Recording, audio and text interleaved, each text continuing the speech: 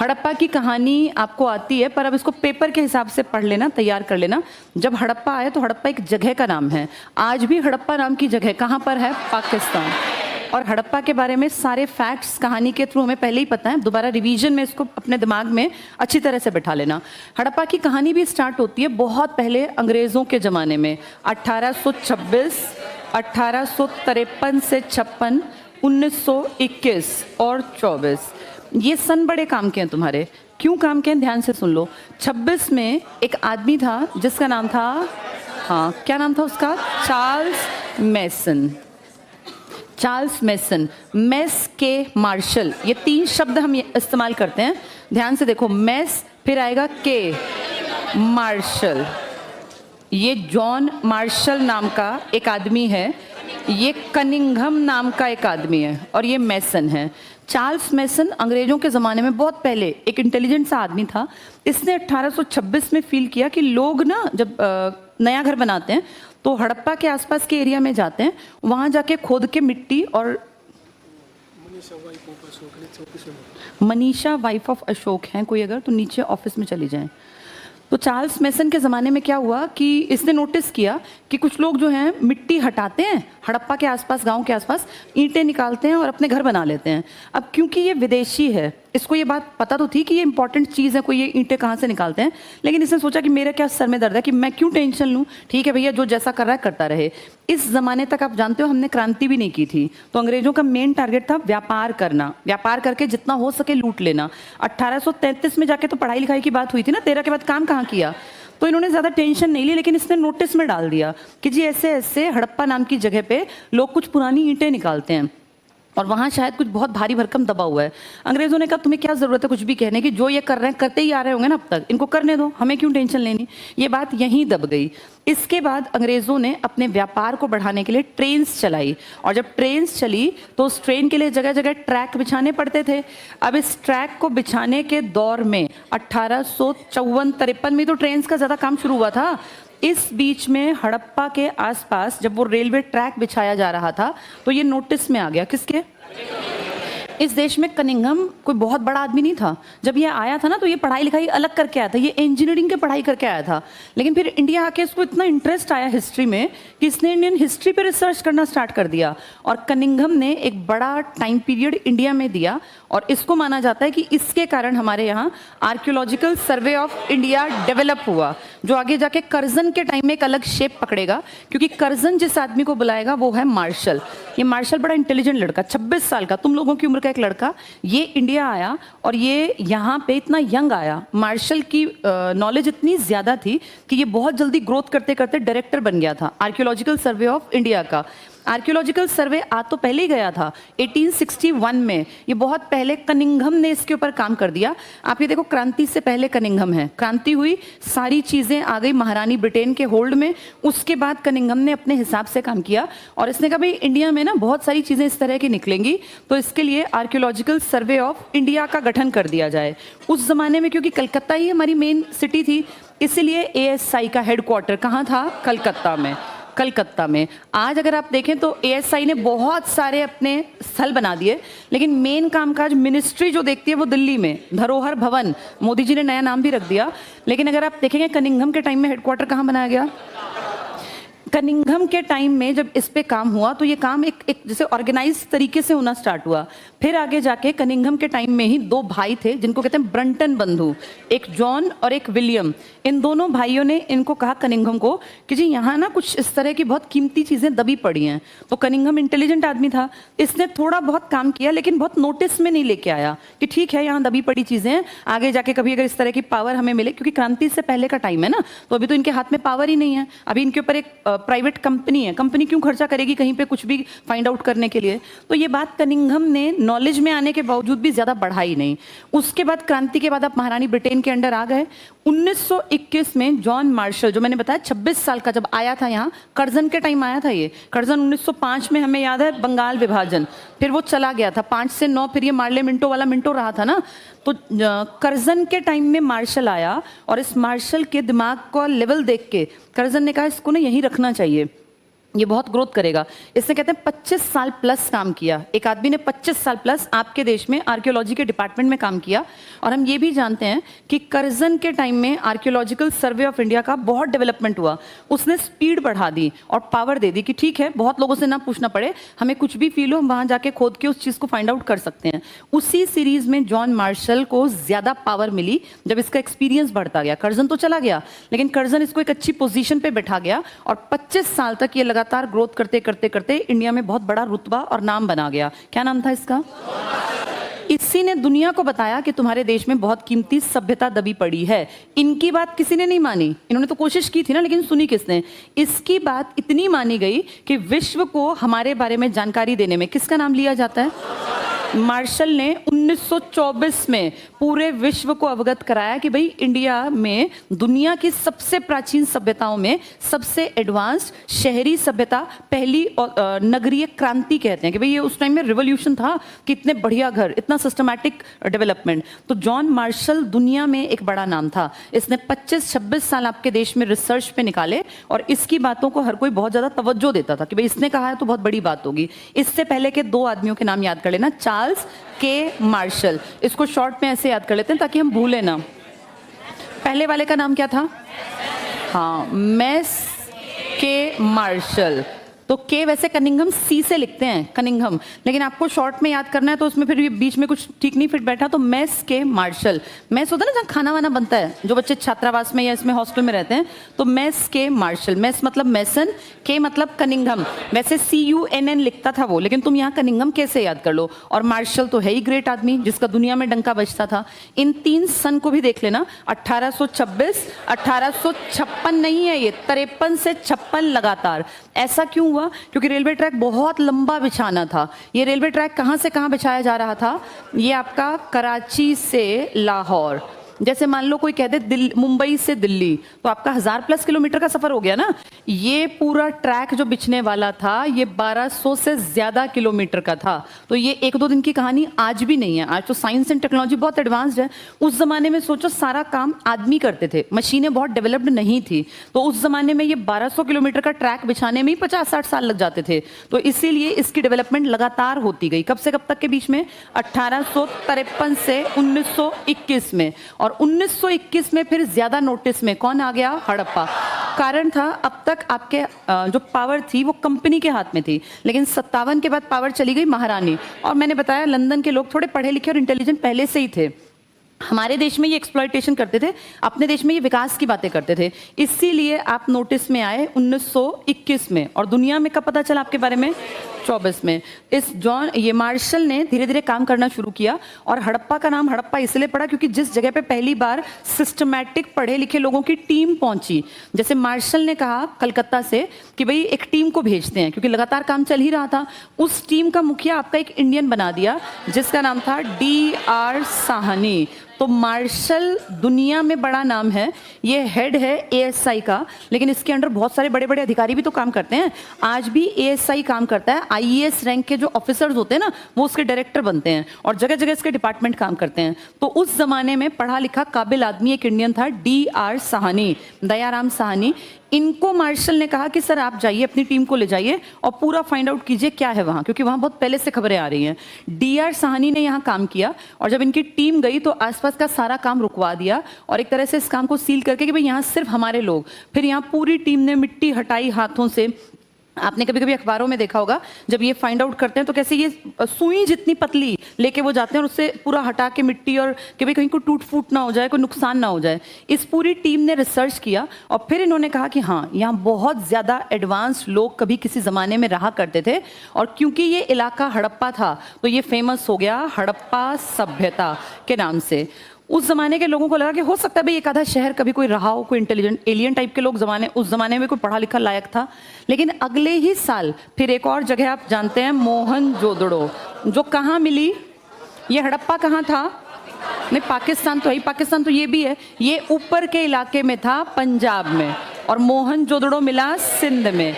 पाकिस्तान को अगर हम 3 बड़े हिस्सों में डिवाइड करें तो ऊपर हमारे कश्मीर पंजाब के साथ उनका कश्मीर पंजाब है, हमारे राजस्थान और गुजरात के साथ उनका सिंध है, और इन दोनों से आगे लगता है बलूचिस्तान।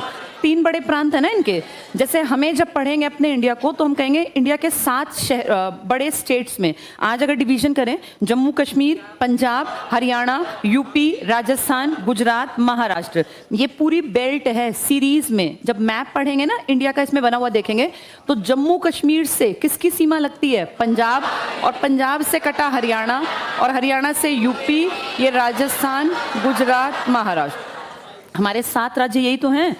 इनसे लगते इधर के एरिया में ये जो बेल्ट है ये सिंध कहलाती है, ऊपर की बेल्ट पंजाब, और बिल्कुल इधर बलूचिस्तान। इनके 3 प्रांत और हमारे 7 राज्य, क्योंकि इनका एक एक राज्य तुम क्यों पढ़ोगे तो, लेकिन इनकी साइट इंपॉर्टेंट है। अब जैसे ऊपर पंजाब की तरफ कश्मीर की बेल्ट और पंजाब की बेल्ट में हड़प्पा था, तो उस जमाने में अगर देखें हड़प्पा यहाँ था, तो हड़प्पा पंजाब में, सिंध का इलाका था मोहनजोदड़ो और चहूंदड़ो, जिसमें पीछे द और ड है ना, ये किसकी बेल्ट के हैं? सिंध की बेल्ट के। और फिर इस तरफ आपका सूतका गैंडोर, जो सबसे ज्यादा जाके वेस्ट साइड में यहाँ पे जाके खत्म हो जाएगा।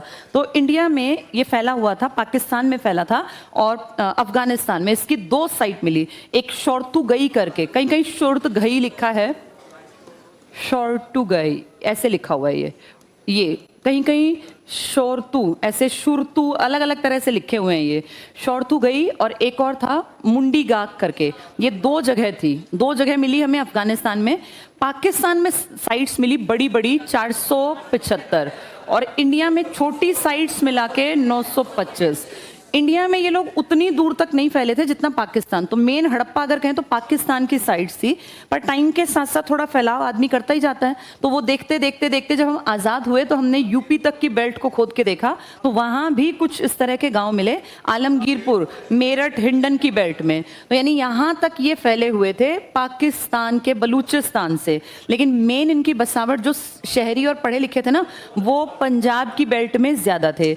पानी के हिस्से की भी इनको अकल थी, क्योंकि ये यहाँ से यहाँ तक पानी से टच थे। कितने किलोमीटर?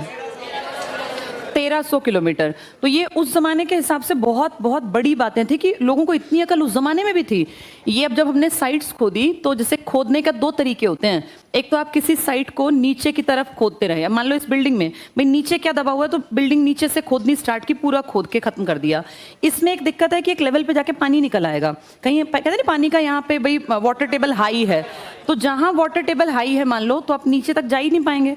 क्या पता वहाँ क्या दबा पड़ा था जो आप पहुंच ही नहीं पाए जहाँ तक, क्योंकि पानी के नीचे खोदना तो पॉसिबल नहीं है। इसीलिए हड़प्पा सभ्यता की लंबवत खुदाई नहीं पॉसिबल थी, कोशिश की पर पॉसिबल नहीं हुआ। अब पंजाब देखो कितना ऊंचा पानी का लेवल होगा, तो पंजाब में कैसे खोदोगे? ऐसे ही सेम फिर हरियाणा है, चलो राजस्थान तक तो बेल्ट चली जाए, पर वहां खोदना पॉसिबल नहीं था। तो कुछ लोगों ने कहा कि क्षैतिज इसको फाइंड आउट कर लो, यानी ऐसे लंबाई में ऐसे नीचे ना जाके ऐसे खोदते चलो। तो जब ये खोदना स्टार्ट किया तो देखा कि तब तक तो बहुत सारे लोगों ने वहां बसावट कर दी। अब बसावट कर दी, मान लो एक घर हो तो फिर भी सरकार हावी हो जाए कि ये घर तोड़ दो, लेकिन अब तो पूरे शहर के शहर बस गए थे, कोई भी शहर के लोग अपने घरों को क्यों तोड़वाएंगे? तो लोग सड़कों पे उतर आए, जी ऐसे नहीं चलेगा। इसीलिए ना तो क्षैतिज ज्यादा खोद के फाइंड आउट कर पाए, ना लंबवत, पर जितना पॉसिबल हुआ उतने से ये फाइंड आउट किया कि भाई ये बहुत ज्यादा फैली हुई व्यवस्था थी। और उस जमाने में इसकी टक्कर में या तो मेसोपोटामिया, ये ईरान इराक के आसपास दजला फरात की घाटियां, एक तो ये, और एक आपके मिस्र जिसका चीफ गेस्ट आपका भी आया था, क्या नाम था? अल सीसी, है ना, अब्देल फतेह अल सीसी। यहाँ भी उस जमाने में एडवांस लोग थे। ये 2 सभ्यताएं दोनों को मिला दें तो भी आपके यहाँ जितना आपने फाइंड आउट किया ना, ये इनसे 12 गुना बड़ी सभ्यता निकली। अगर मेसोपोटामिया से अकेले कंपेयर करें, क्योंकि इनका व्यापार मेसोपोटामिया के साथ था, तो ये इकट्ठे समकालीन थे। मेसोपोटामिया से अगर अपने वाली को कंपेयर करें तो हम उनसे 20 गुना ज्यादा बड़े थे। जैसे आज आप कहते हैं भारत 7वां बड़ा देश है, तो बड़ा देश होने का फायदा तो होता ही है, एरिया, प्रॉपर्टी, रिसोर्सेज। उस टाइम पे ये कितने बड़े थे दोनों से मिला के? 12 गुना, और एक से कंपेयर करें तो 20 गुना। और ये तो आप इसको खोद के फाइंड आउट नहीं कर पाए, क्योंकि लंबवत और क्षैतिज पॉसिबल नहीं हुआ। हो सकता है ये उस जमाने में बहुत ज्यादा बड़ी, दूर दूर तक फैली, क्योंकि आप महाराष्ट्र के नीचे आप कर्नाटक तो गए ही नहीं, आप यूपी के आगे तक भी नहीं गए, क्योंकि यूपी में बसावट बढ़ती चली गई ना, तो पॉसिबल ही नहीं हुआ। भाई गंगा के कारण वाटर लेवल हाई था और बसावट पूरी भरी हुई थी, यानी आप साउथ में महाराष्ट्र के बाद रुक गए, और ऊपर की तरफ हमने जहां स्टार्ट किया वहां से इनके स्थल मिले ही थे। कहां पर? आप कहां आके रुक गए? यहाँ आप यूपी तक गए और इधर आप बलूचिस्तान। तो ये कितना उस जमाने में, ये 13 लाख वर्ग, 1299 लिखते हैं, 13 लाख कर लो। आज कहें तो आप कहते हैं 32,87,263, यही कहते हैं ना इंडिया के बारे में। ये उस जमाने में अगर कंपेयर करें मेसोपोटामिया से और मिस्र से, तो उनसे 20 गुना, 1 से 20 गुना, दोनों से मिला लें तो 12 गुना यहाँ से यहाँ पूरी सभ्यता फैली हुई थी। आप देख पा रहे हैं इस तरफ की सभ्यता कम थी, क्योंकि ये अगर मैं इसको हरियाणा मान लूं तो हरियाणा से यूपी थोड़ा ही तो है बस भाई। ये जो हिंडन वाली बेल्ट है अपनी यूपी की, हरियाणा से लगता इलाका है। तो इसकी जो शेप कहलाती है वो कैसे आकार की कहलाती है? ये त्रिभुजाकार कहलाता है। और एक खास बात ये थी कि लंबाई कम थी और चौड़ाई ज्यादा। लंबाई इसकी निकली 1400 किलोमीटर और ये निकली 1600। और इसमें पानी से लगता इलाका 1300।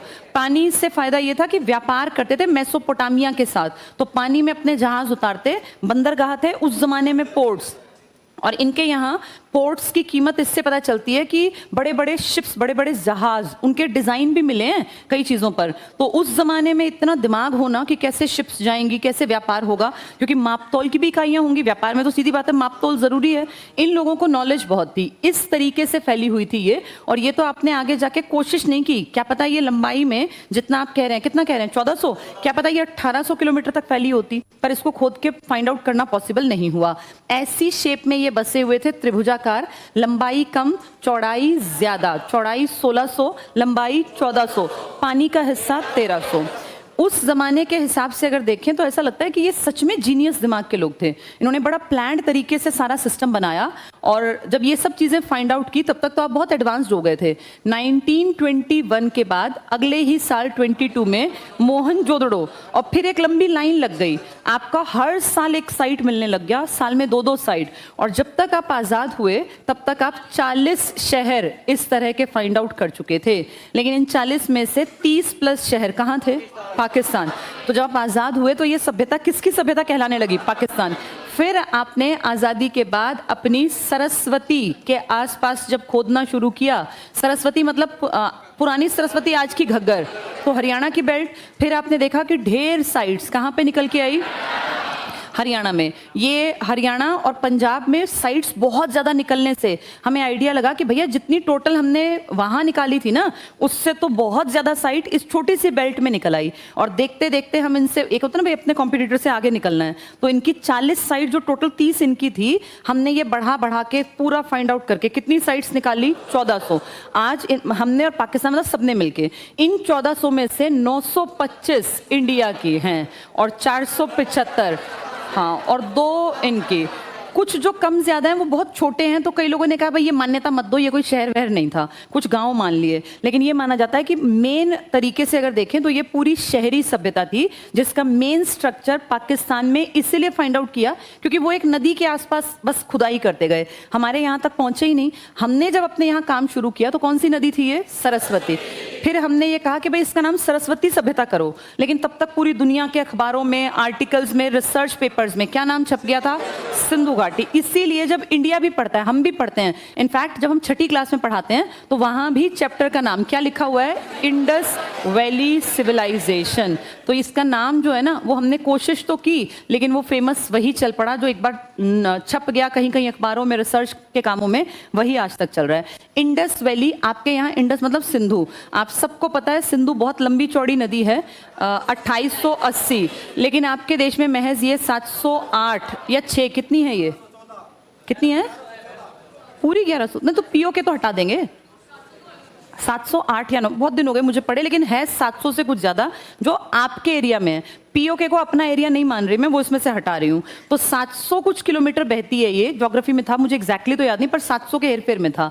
इतने किलोमीटर ये आपके एक प्रभाव क्षेत्र में है जिसमें आपका इंडिया कवर करती है ये। तो सोचो इस साइट के नाम पे आपका नाम आपको खुद भी लगा कि नहीं बोलना चाहिए, क्योंकि मेन रिवर किसकी है? पाकिस्तान।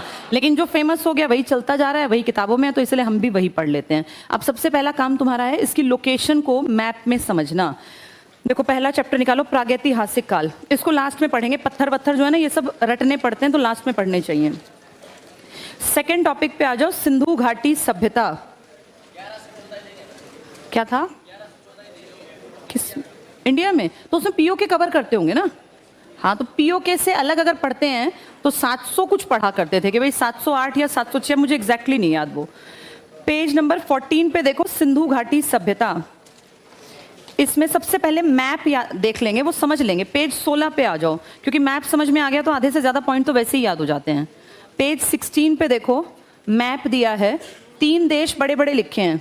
हाँ, 14 16 जो भी है देख लो, पुरानी और नई किताब में एक पेज का फर्क हो सकता है ना। देखो 3 देश पहले नजर में ले आओ, अफगानिस्तान, पाकिस्तान, भारत। इन तीनों में फैली है। मैप में अफगानिस्तान के 2 साइट हैं, नहीं दिए, कोई बात नहीं, हम मेन साइट्स को सर्कल कर लेंगे। पहले पाकिस्तान को देखते हैं। पाकिस्तान आप देखोगे तो 3 हिस्सों में है मोटा मोटा, जो तुम्हें समझने हैं। सबसे ऊपर का हिस्सा क्या कहलाता है? पंजाब।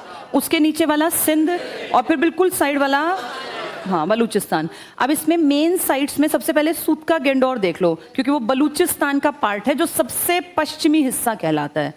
बिल्कुल लास्ट में एक कॉर्नर पे लिखा है सूतका गेंडोर। इसके बाद ये खत्म हो जाता है पाकिस्तान। इसी पाकिस्तान में ऊपर आ जाओ, ऊपर जहां पाकिस्तान लिखा है उसके ठीक नीचे, पाकिस्तान के नीचे मोहनजोदड़ो लिखा हुआ है, इसको सर्कल लगा लो। ये दड़ो वाली दोनों जगह सिंध में पड़ती हैं। मोहनजोदड़ो के थोड़ा सा नीचे आओ, चहुंदड़ो भी मिलेगा, थोड़ा सा नीचे साइड वाली पट्टी पे मिल गया। हाँ, दोनों सर्कल में ले लो। अब ये चहुंदड़ो और मोहनजोदड़ो, दड़ो दड़ो वाले कौन से हैं? ये सिंध के हैं। सिंध मतलब हमारा कौन सा इलाका? गुजरात और राजस्थान से लगता पाकिस्तान। इसके बाद आ जाओ ऊपर, हड़प्पा देखो, सतलुज के आसपास, रावी के आसपास बीच में मिलेगा।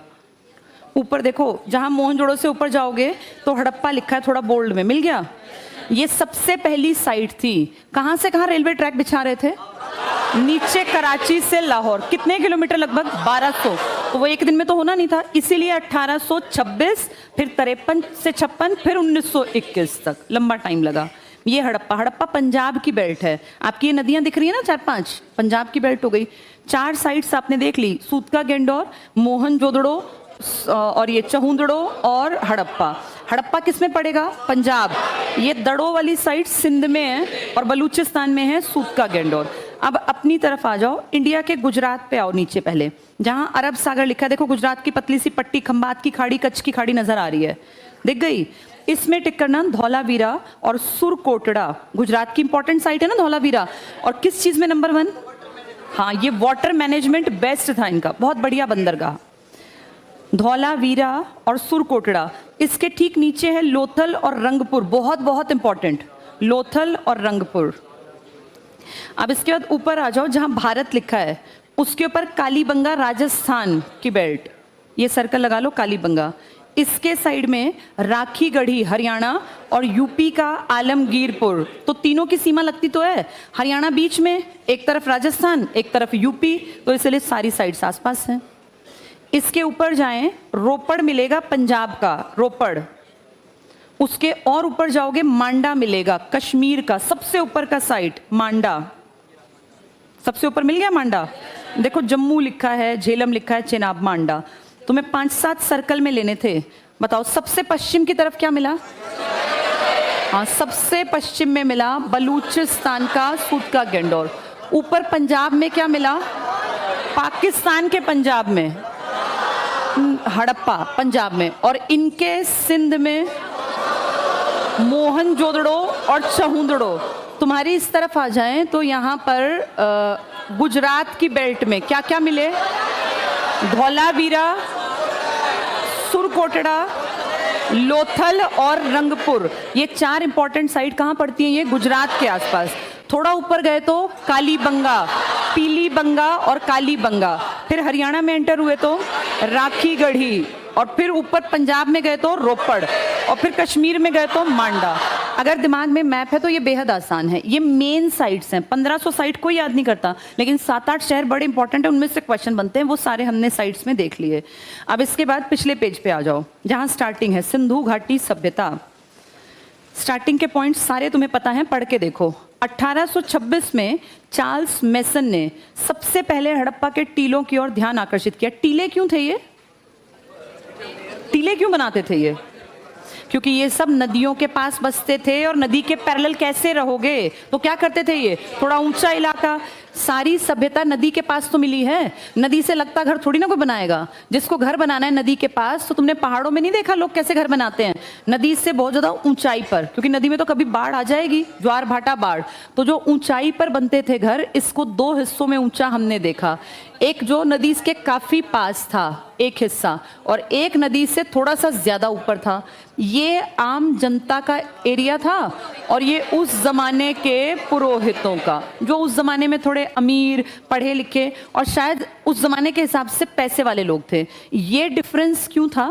ताकि लोगों का रहन सहन और सिक्योरिटी अलग अलग। आज भी तो ऐसा है, कोई भी जाके अंबानी के घर में घुस थोड़ी ना जाएगा, उसके आसपास कितनी सिक्योरिटी है, लेकिन आम आदमी कहीं भी गली में मार्केट में घूम रहा है तो कोई रोकने टोकने वाला नहीं है। तब भी ऐसा ही था, ये जनता का घर सबके लिए खुला था, तभी तो अटैक्स भी होते होंगे ना, लेकिन यहाँ पे जाना बड़ा मुश्किल था। क्या कारण था इसका? इसको चार दीवारी से ढका जाता था चारों तरफ, और इसमें पकी हुई ईंट लगाते थे, जो कि आक्रमण के समय कोई कितनी कोशिश कर ले टूट ना पाए, तो इनकी सेफ्टी ज्यादा थी। आज भी ऐसा ही है, अमीर आदमी हमेशा सेफ रहता है, उसके आसपास सिक्योरिटी गार्ड रहते हैं, उसका घर भी देखो बड़े बड़े दीवारें, भारी भरकम और कितनी तरह की चीजें होती हैं। लेकिन नॉर्मल आदमी का वही अपना नॉर्मल सा घर है, जिसमें कि कोई भी अटैक भी कर दे, चोरी भी, बहुत बड़े घरों में चोरी थोड़ी ना हो सकती है, अंबानी के घर चोरी नहीं हो सकती, सिक्योरिटी सिस्टम इतना ज्यादा टफ होगा। ये इसी तरह के पुरोहित थे, पुरोहितों की सेफ्टी ज्यादा थी, इसलिए इनका घर भी ऊंचे होते थे बजाय आम जनता के। लेकिन जनता भी इतनी बेवकूफ नहीं कि जाके तलहटी में बैठ जाए, ये भी अपने घर टीले पे ही बनाते थे। तो इस टीले को कहा करते थे पूर्वी टीला और इसको कहा करते पश्चिमी।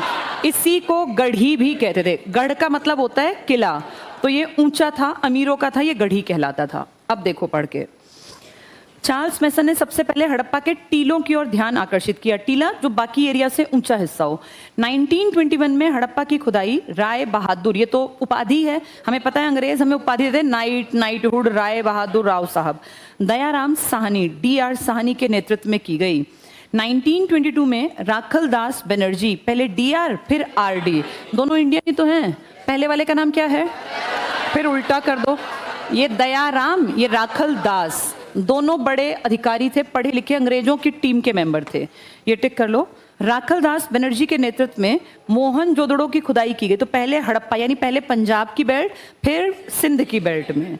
आगे पढ़ना, भारतीय पुरातत्व सर्वेक्षण विभाग, ये कब बना था? 1861 में। और कौन इसके ऊपर मेन आदमी था? कनिंघम। यहाँ लिख लो 1861। लेकिन इसकी ग्रोथ असली किसके टाइम में हुई है? कर्जन के टाइम ये बहुत स्पीड से बढ़ा। पढ़ो आगे। सर जॉन मार्शल बहुत यंग एज में आया और फिर लंबा टिका। इस सभ्यता का नाम सिंधु सभ्यता रखा। तो पूछेंगे इसका इंडस वैली सिविलाइजेशन नाम किसने दिया? मार्शल ने। और दुनिया को भी किसने बताया? मार्शल। और मार्शल की इंपॉर्टेंस थी, तो जो उसने नाम दिया आज तक हम वही नाम ले रहे हैं इसका। ये टिक कर लो, मार्शल ने इसका नाम सिंधु सभ्यता नाम रखा और 24 में सिंधु सभ्यता को विश्व के सामने रखा। ये इंपॉर्टेंट है। इसने दुनिया को कब परिचय कराया? 1924 में। और सभ्यता का नाम भी किसने दिया? मार्शल ने। मार्शल किसके टाइम में आ गया था? कर्जन। सबसे ज्यादा ग्रोथ किसके टाइम में? कर्जन। लेकिन अगर कहें कि मेन काम शहर ढूंढ निकाले, वो मार्शल। कनिंघम ने काम नहीं किया, उसने ASI का निर्माण करवा दिया, तो पहला डायरेक्टर वही था उसका। आगे पढ़ना। 1947 के बाद इसे हड़प्पा सभ्यता कहा जाने लगा। हड़प्पा तो क्या, फिर तो अपने अपने नाम दे दिए, हमने अपना उन्होंने अपना। रेडियो कार्बन डेटिंग, किस चीज की रेडियो कार्बन की जाती है? जिसके अंदर कार्बन का अंश हो और जो जिंदा रहे हो। जीवित चीजों की कार्बन डेटिंग, और जो चीजें जीवित नहीं होती यूरेनियम। जैसे अर्थ की एज पता लगानी है, यूरेनियम डेटिंग। प्लैनेट की एज, किसी पत्थर की चट्टान की। लेकिन किसी मटर के दाने का पता लगाना है कितना पुराना है, तो वो कार्बन। क्योंकि जो जिंदा रही है चीजें उनका अलग तरीके से पता चलता है। प्रोटीन से बनती है ना चीजें, उसमें नाइट्रोजन और ये सब मिल जाता है। कार्बन डेटिंग क्या कहती है? ज्यादा लोग 2350 से 1750 ईसा पूर्व, और इतने सालों तक एक सभ्यता का बचे रहना उस जमाने में बहुत बड़ी बात थी, क्योंकि इन्होंने सिस्टम बहुत अच्छा डेवलप किया। इनके घर बिल्कुल सेफ थे, बहुत प्लान्ड तरीके से शहर बसाए थे, पर उसके बावजूद भी एक समय के बाद शायद बाढ़ में, शायद मलेरिया में, या कोई अज्ञात आक्रमण, बहुत लोग तो कहते हैं ना मध्य एशिया से आए हुए लोग, ये खत्म हो गए। पर उस जमाने में इतना लंबा टिके रहना, अगर हम देखें तो हमने अपनी दादी परदादी से ये सुना था कि लोग पैदा होते हैं, मान लो 20 बच्चे हैं किसी परिवार में तो उनमें से एक दो ही बचेगा, 18-19 मर जाते थे।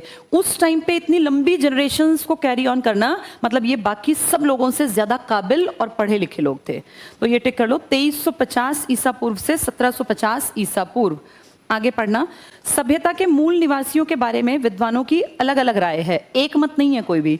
अधिकांश विद्वान मानते हैं द्रविड़ों को इसके मूल निवासी, टिक कर लो, द्रविड़ कौन है? South Indian.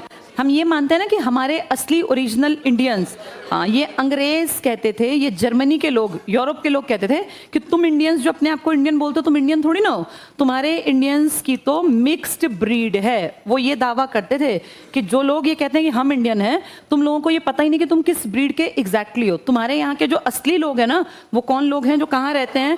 साउथ इंडिया में, ये ओरिजिनल इंडियन है। तो कुछ लोगों ने कहा नहीं जी, उत्तर भारत में भी तो लोग थे। तो कहा अगर वो लोग थे ना, तो आज वो लोग क्या बन गए हैं? ट्राइब्स।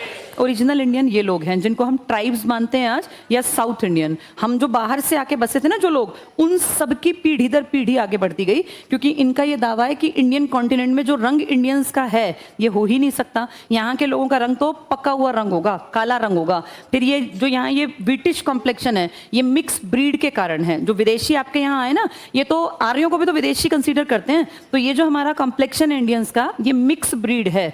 इसीलिए ना आज भी आपके देश में, कश्मीर में कहते हैं 4 गांव हैं जो कहते हैं कि हम ओरिजिनल आर्यंस हैं। वो हम नीचे वालों को कहते हैं तुम मिक्स ब्रीड हो, तुम्हारा आता पता नहीं है तुम कहां से किस ब्रीड के हो। वो कहते हैं हम ओरिजिनल हैं। और आज भी वो 4 गांव सिर्फ आपस में शादी करते हैं। वो अपने आप को रॉयल मानते हैं। जैसे ये नहीं मानता था, क्या नाम था, हिटलर, ये भी तो कहता है मैं प्योर ब्लडेड आर्यन हूँ। तो जो लोग बहुत घमंड करते हैं कि हम इंडियंस हैं, तो ये विदेशी कहते हैं कि असली इंडियन कहाँ बसे हुए हैं तुम्हारे, या फिर तुम्हारे ट्राइब्स, तुम सब मिक्स ब्रीड हो। ऐसा जानबूझ के भी कहा गया होगा, क्योंकि इतिहास लिखने वालों ने ये दिखाया कि आप तो खुद ही यहाँ के नहीं हैं। जानबूझ के भी ऐसा कहा गया हो। बाकी हो भी सकता है साइंटिफिकली कि यहाँ के लोग हो ही ना। पढ़ के देखो आगे। तो द्रविड़ों को इसका मूल निवासी मानते हैं रंगनाथ राव, इसको टिक कर लो। इन्होंने ये कहा कि तुम मिक्स ब्रीड हो। रंगनाथ राव इसके निवासियों को बहुजातीय मानते हैं। तो कौन से एक बड़े हिस्ट्री जानने वाले ने कहा कि यहाँ बहुत सारी जातियों के लोग हैं? रंगनाथ राव, इसने मिक्स ब्रीड की बात की। आगे पढ़ो। इस सभ्यता में 4 प्रजातियों के लोग थे, एक प्रोटो ऑस्ट्रेलॉयड, एक भूमध्य सागरीय, सबसे ज्यादा यही लोग थे, एक मंगोलॉयड और एक एल्पाइन। एल्पाइन क्या होते हैं? पहाड़ी। मंगोलॉयड, मंगोल जो चीनी जाति, हमारा नॉर्थ ईस्ट पूरा ऐसा ही है। और प्रोटो ऑस्ट्रेलॉयड जो ऑस्ट्रेलिया की बेल्ट। एक जमाना तुमने पढ़ा है ना, साइंटिफिक है ये, कि एक टाइम पर पूरा भूखंड एक था, पेंजिया पेंथालासिया।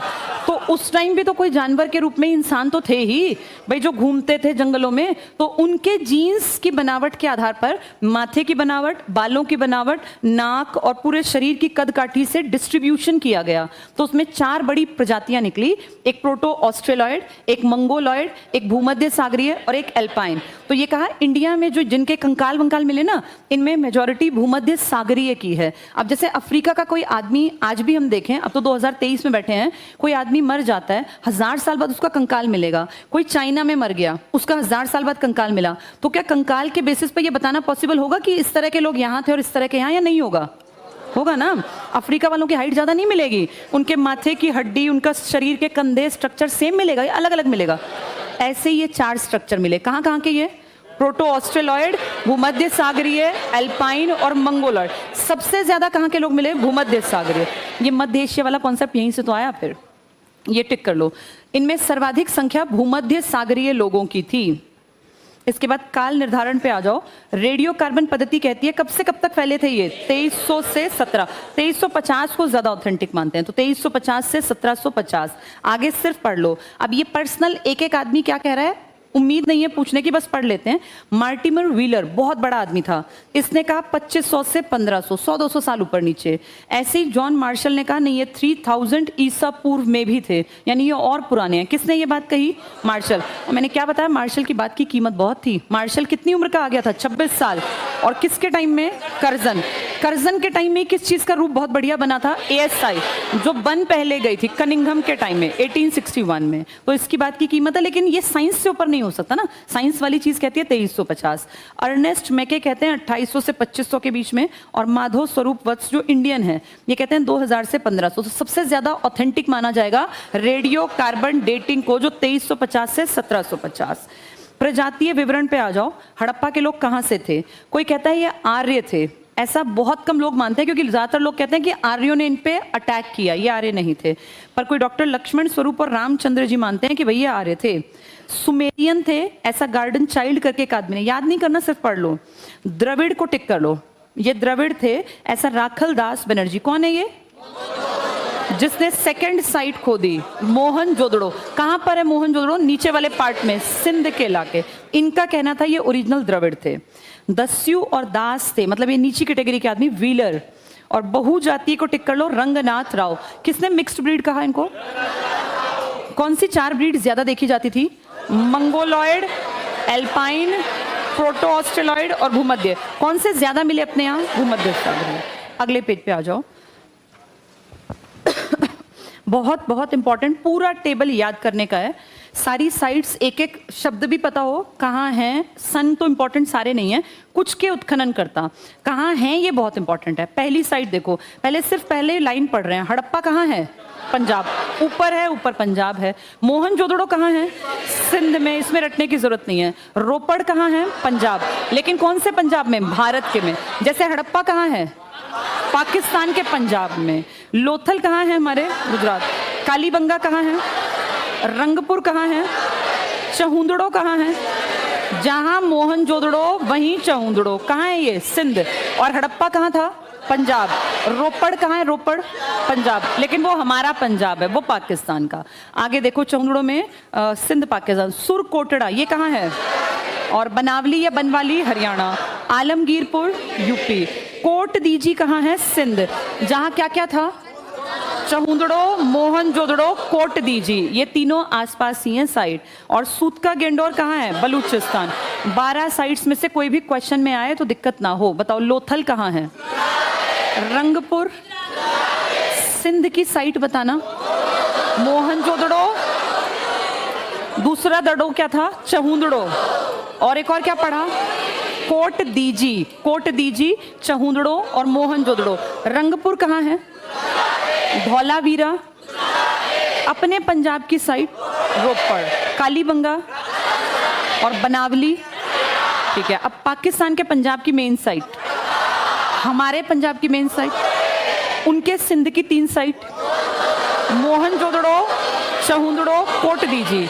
आपके हरियाणा की मेन साइट, आपके यूपी की मेन साइट, आपके गुजरात की मेन साइट, लोथल, धौलावीरा और रंगपुर। कोट दीजी किसके पास है? पाकिस्तान के सिंध के पास। इनको 5-6 बार जरूर पढ़ लेना। कुछ लोगों के नाम भी टिक कर लो उत्खननकर्ता में। पहला टिक कर लो दयाराम साहनी। अगर साहनी ना मिले तो माधव स्वरूप वत्स उसके नीचे अंडर काम करते थे असिस्टेंट के तौर पे। DR साहनी सबसे इंपॉर्टेंट, साल भी इंपॉर्टेंट 21। दूसरा RD राखल दास बनर्जी 22। तीसरा रोपड़ यज्ञ दत्त शर्मा, बहुत बहुत इंपॉर्टेंट। क्यों इंपॉर्टेंट है रोपड़ पता है? हाँ, आज़ादी के बाद जब हम अलग हुए तो हड़प्पा किसका कहलाया? पाकिस्तान। तो हमें भी भाई, हम भी अपना इस तरह हम क्यों नीचे रहें, तो हमने 2 साइट्स पे काम शुरू किया, एक रोपड़ और एक महाराष्ट्र की दैमाबाद। काम शुरू हुआ दैमाबाद पर वो साइट नीचे थी, उभर के कौन सी आ गई? रोपड़। तो आज़ादी के बाद अगर कहे उत्खनन का काम कहाँ शुरू हुआ तो दैमाबाद, लेकिन पहली साइट जो निकल के आई वो रोपड़। दोनों इंपॉर्टेंट। ये बात नीचे लिखी है जहाँ सभ्यता का विस्तार लिखा है, देखो पढ़ेंगे हम कल, लेकिन ये 2 पॉइंट पढ़ लो इसमें से। सभ्यता का विस्तार दिया ना एक टेबल के नीचे, वहाँ सेकेंड लास्ट और लास्ट पॉइंट पढ़ लो। स्वतंत्रता के बाद सबसे पहले खुदाई कहाँ शुरू हुई? दैमाबाद, लेकिन दैमाबाद की साइट थोड़ी गहरी थी। अगला पॉइंट पढ़ना, आजादी के बाद उत्खनित स्थल जो उभर के आया वो कौन सा था? रोपड़। कहाँ है रोपड़? तो अगर कहें पहली साइट जो खोदी गई वो हड़प्पा, फिर दूसरी साइट मोहनजोदड़ो। आजादी के बाद हमने पहला काम दैमाबाद, लेकिन उभर के आया पंजाब का रोपड़। कोट दीजी किसका है? और सुरकोटड़ा और सूतका गेंडोर बलूचिस्तान का। 3 साइट बताना सिंध की बड़ी, मोहनजोदड़ो, चहुंदड़ो, कोट दीजी। रंगपुर कहाँ है? और लोथल कहाँ है? और रोपड़ कहाँ है? बनावली हरियाणा। सबसे पहली आज़ादी के बाद जो निकल के आई, लेकिन जिस पे काम स्टार्ट किया। ठीक है, बाकी कल पढ़ेंगे।